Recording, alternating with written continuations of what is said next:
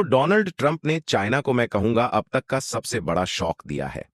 अचानक से ट्रंप ने रात को डिक्लेयर कर दिया कि अब से दुनिया के ऑलमोस्ट सभी देशों पर जो भी टैरिफ लगे थे, चाहे 25% या 26%, भारत पे आपको पता होगा 26% लगे थे टैरिफ, ये सब हो गए वापस 10%। और चाइना ने यूएसए के टैरिफ का जवाब देने की कोशिश करी, यूएसए को टारगेट किया। चाइना के टैरिफ बढ़ाकर मैं ऑल टुगेदर 125% कर रहा हूं। 125% बेसिकली डोनाल्ड ट्रंप ने चाइना को अमेरिकन मार्केट से बाहर फेंक दिया है, क्योंकि आप समझ सकते हैं 125% टैरिफ के साथ चाइना कोई भी सामान यूएस में नहीं बेच पाएगा। देख पाओगे, US poses higher tariff for most countries. दुनिया की ज्यादातर कंट्रीज को ट्रंप ने रिलीफ दे दिया है, इसमें भारत भी आता है। जी हां, इंडिया को इससे काफी बेनिफिट मिलेगा। और इंडिया की जो पॉलिसी थी कि वापस यूएसए पे टैरिफ ना लगाओ, ये बिल्कुल सही थी, क्योंकि डोनाल्ड ट्रंप ने एक बात कही थी सभी देशों को कि रिटेलिएट मत करना। You know, if you look at it, not only with China, but China was by far the biggest abuser in history, and others also. But somebody had to do it. They had to stop because it was not sustainable. Last year, China made $1 trillion off trade with the United States. That's not right. And now I've reversed it. It's for a short period of time, but we made $2 billion. We're making now $2 billion a day.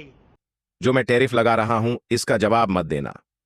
अगर जवाब नहीं दोगे, you will be rewarded. और आज के समय India उन countries में खड़ा है जिन पर टैरिफ कम हो चुके हैं, और चाइना पे इतने टैरिफ लग चुके हैं कि चाइना इज आउट। और आपने एक बात नोट करी होगी, ट्रंप ने जैसे ही कल ये अनाउंसमेंट करी, पहली बात तो जिस तरीके से ये अनाउंसमेंट करी है ना, उसको लेकर विवाद खड़ा हो गया है। ट्रंप ने जैसे ही ये बात बोली कि मैं चाइना पे 125% लगा रहा हूं टैरिफ, और बाकी जो 70 से ऊपर कंट्रीज हैं जिन्होंने हमारे टैरिफ का जवाब नहीं दिया और हमारे साथ आज के समय ट्रेड डील की बात कर रहे हैं, उन पर टैरिफ 10% कर दूंगा। बस सीधा यूएसए का जो एनएसडीसी है, यूएसए की स्टॉक मार्केट एक दिन में, आप यकीन करेंगे, एक दिन में 12% से ऊपर जंप करी।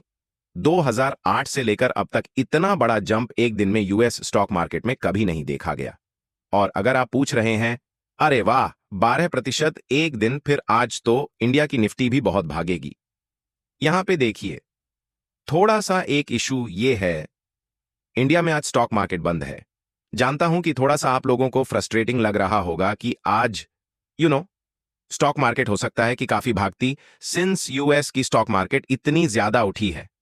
कई लोगों के पोर्टफोलियो रिकवर हो जाते, कई लोगों के लॉसेस थोड़े कम हो जाते, बट हमको वेट करना पड़ेगा, हमको फ्राइडे का वेट करना पड़ेगा। नाउ फ्राइडे को क्या होता है? बीच में ट्रंप ने कुछ और बोल दिया, क्योंकि जो इनकी अनाउंसमेंट करने का तरीका है, अद्भुत है। ट्रंप पे ऑलरेडी यूएसए के कई पॉलिटिशियंस इनसाइडर ट्रेडिंग का आरोप लगा चुके हैं कि यह आदमी मार्केट को मैनिपुलेट कर रहा है। पहले गिराता है, फिर अपने लोगों को बोलता है कि बाय कर लो, और फिर अचानक से with in a few hours market भगा देता है, एक स्टेटमेंट देकर या फिर एक एक्शन लेकर। ये जी हां, अभी मैं आपको बताऊंगा यहां पे हुआ क्या है। पहले मैं आपको दिखाता हूं कि किस तरीके से डोनाल्ड ट्रंप ने पहले दुनिया भर को, एक्चुअली दुनिया तो नहीं, मैं कहूंगा अमेरिकन जनता को यह बोला, यह बहुत अच्छा टाइम है स्टॉक्स परचेस करने का। और उसके 3 घंटों बाद यह न्यूज दे दी दुनिया को कि जो टैरिफ वाला इशू था ना, तो वहां पे 7 से ऊपर कंट्रीज जो हैं, ज्यादातर जो कंट्रीज हैं, उन पे टैरिफ कम कर रहा हूं, सिर्फ चाइना पे टैरिफ बढ़ा रहा हूं। ये इतनी अच्छी न्यूज थी, अचानक से स्टॉक मार्केट भागी है। ये इधर आप देख पाओगे, 9 तारीख की मैं आपको ट्वीट दिखा रहा हूं ट्रंप की। टाइम था सुबह 9:30, हमारे यहां रात का टाइम था, और ट्रंप ये ट्वीट कर देते हैं, great time to buy, Donald J Trump. अब लोग कह रहे हैं, ये प्रेसिडेंट है या स्टॉक ब्रोकर, कि अब ये बताएगा लोगों को कि स्टॉक मार्केट परचेस कर लो, और उसके बाद एक ऐसा डिसीजन लेगा जिससे अचानक से स्टॉक मार्केट 12% भागेगी। और इधर आप देख पाओगे, यूएसए के कई मेंबर ऑफ पार्लियामेंट, सेनेटर वगैरह, सब लोग आज के समय कह रहे हैं कि मैं व्हाइट हाउस में लिखूंगा और डिमांड करूंगा कि इन्वेस्टिगेशन होनी चाहिए कि प्रेसिडेंट ने ट्वीट करी, उसके 3 घंटे बाद अचानक से स्टॉक मार्केट भाग गई। क्या यह मार्केट मैनिपुलेशन हो रही है? क्या इनसाइडर ट्रेडिंग हो रही है? We already have a free trade agreement. We have a trade surplus. So getting the least bad, why did they get whacked in the first place? We're addressing the $1.2 trillion deficit, the largest in human history that President Biden left us with. We should be running up the score in Australia. They ban Ambassador our beef Greer, and they ban answer our the pork. question on Australia. They ban our We beef have a and pork. trade surplus with Australia. We have a free trade agreement. Why? They are a incredibly important national security partner. Why were they whacked with a tariff? Senator, despite the agreement, they ban our beef, they ban our pork, they're getting ready to impose measures on But our with digital your, companies. with, your, It's incredible. with your Greek letter formula, the fact that we have a trade surplus. We have a Which- global tariff on everywhere. We're trying to address the $1.2 trillion deficit. I think that Trump के जो inner circle के लोग हैं उन्होंने कितने millions कमा लिए होंगे? एक मैंने आदमी का देखा था ट्रेड, उसने $1 करोड़ मतलब के 8 करोड़ 50 लाख के आसपास लगाए थे एक ऑप्शन में। अचानक से उड़ गया उसका जो प्राइस था और सीधा उस आदमी ने करीब 506 करोड़ के आसपास कमा लिया। अंधा पैसा कमाया गया है।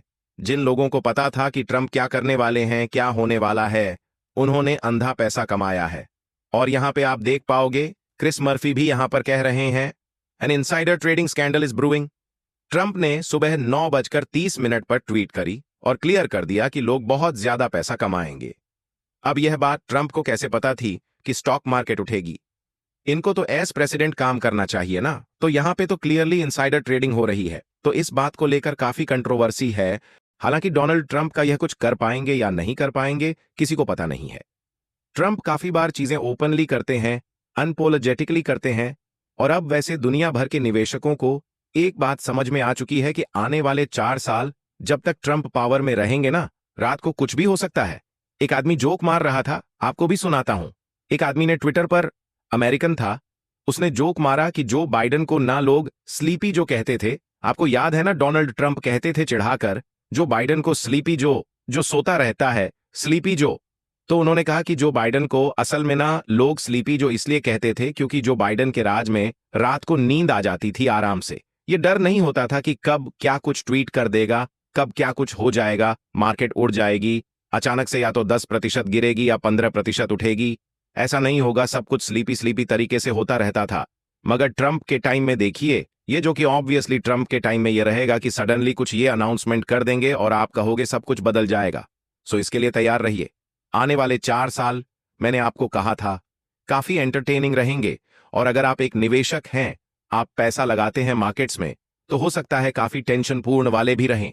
और अगर यहां पे आप सोच रहे हैं चलो वो सब तो छोड़ो यार, मैं ना हूं निवेशक, मुझे तो बस प्यार है अपने देश से, मुझे इस बात को लेकर खुशी है कि हमारे देश पर जो 26% टैरिफ लगे थे ये गिर के अब हो गए 10%। चाइना पे टैरिफ लग गए 125%। अमेरिकन मार्केट हमारी कंपनियों के लिए खुली है, गोल्डन अपॉर्चुनिटी है। पीएम मोदी के सामने हमारे सारी कंपनियों को मैं कहूंगा सपोर्ट देना चाहिए। उनके लिए पैकेजेस अनाउंस कर दो, उनको कंप्लीट सपोर्ट दो, उनके लिए पॉलिसीज बना दो कि उनकी क्वालिटी इंप्रूव हो, उनकी प्रोडक्शन इंप्रूव हो। अमेरिकन मार्केट को भर दो अपने प्रोडक्ट से, वहां पे मार्केट प्रॉपरली कैप्चर कर लो, क्योंकि चाइना की एंट्री यहां पे नहीं हो पाएगी। इवन थो, हालांकि मुझको ये बोलना पड़ेगा, ट्रंप का जो ये अभी बंदोबस्त है ये सिर्फ 90 दिनों के लिए है। Yes, this is only for 90 दिनों। 90 दिनों बाद ट्रंप रिवैल्यूएट करेंगे। उसमें पता नहीं क्या हो जाए, फिर से ट्रंप कहें कि नहीं इंडिया तो टैरिफ कम नहीं कर रहा, हमको यहां पे एग्रीकल्चरल आइटम्स बेचनी है तो टैरिफ बढ़ा दो इंडिया का। वो भी हो सकता है, बट उसके चांसेस रिलेटिवली कम है, क्योंकि इंडिया के प्रति ट्रंप की जो भाषा है लगातार नरम ही हुई है। बट इंडिया के सामने गोल्डन अपॉर्चुनिटी है। यूएसए में हम बहुत कुछ एक्सपोर्ट कर सकते हैं, और साथ ही साथ आप ये भी देखोगे जो एप्पल की प्रोडक्शन है, ये जो बची कुची थोड़ी बहुत चाइना में थी, ये भी निकलनी शुरू हो जाएगी कि एप्पल ह्यूमंग्स स्केल पर अपनी प्रोडक्शन इंडिया में शिफ्ट कर देगा। ना सिर्फ एप्पल, जो भी थोड़ी बहुत कंपनियां थीं जो चाइना में अभी भी कर रही थी manufacture, they will come to India, क्योंकि वियतनाम भी ना रिस्की है। वियतनाम पे कितने टैरिफ लगेंगे, क्या होगा, कोई नहीं जानता। इंडिया, मैं कहूंगा, मैं खुद अगर एक मैन्युफैक्चरर होता ना, एक न्यूट्रल तरीके से बात कर रहा हूं, India would be the best option for me. और एक चीज हमको वैसे ये करनी पड़ेगी, अब चाइना पहले क्या करता था, अपना सामान बेचता था यूएसए को। अब यूएसए ने सिंस इतने टैरिफ लगा दिए ना चाइना पर, चाइना करेगा डंपिंग। मतलब कि अपना सामान सस्ते रेट पे ना जापान, इंडिया, रूस, यहां पे ऑस्ट्रेलिया, आसपास के सभी देशों में डंपिंग शुरू कर देगा, जिससे कई हमारी कंपनियों को लॉसेस भी हो सकते हैं। क्योंकि चाइना देखिए, ये सामान तो बहुत कुछ बनाते हैं, स्टील मैन्युफैक्चर कर दिया बहुत सारा, अब यूएसए में तो जाएगा नहीं क्योंकि यूएसए ने लगा दिया टैरिफ। अब क्या करें, कहां डालें? इंडिया में डाल दो, डंपिंग कर दो। तो चाइना पे एंटी डंपिंग ड्यूटी लगानी पड़ेगी बहुत सारी। हो सकता है डब्ल्यूटीओ में भी ये केस जाए। चाइना ऑलरेडी डब्ल्यूटीओ में पहुंच चुका है। चाइना कंप्लेन कर रहा है कि देखो ये क्या कर दिया हमारे साथ, मजाक हो गया। मगर अब काहे पछताए? चाइना ने कोशिश करी भिड़ने की ट्रंप से। ट्रंप ने रातों रात, आप कह लीजिए, ये कह दिया कि मैंने तो पहले ही बोला था, जो रिटालिएट करेगा उसको दंड दूंगा, जो रिटालिएट नहीं करेगा उसको इनाम दूंगा। तो चाइना बुरा फंस चुका है, बहुत बुरा फंस चुका है। Xi Jinping is probably very frustrated. मैं सरप्राइज नहीं होऊंगा अगर फ्रस्ट्रेशन में आकर यह इस साल या अगले साल ताइवान पर चाइना कुछ बड़ा कर ही दे, यह मानकर कि अब इनके पास कुछ खोने को बचा नहीं है। सो आने वाले 3 महीने में कहूंगा बहुत ही इंटरेस्टिंग रहने वाले हैं। बहुत कुछ होगा, बहुत सी डेवलपमेंट्स होंगी। कुछ नई चीज होती है तो मैं आपके लिए अपडेटेड वीडियोज लाता रहूंगा।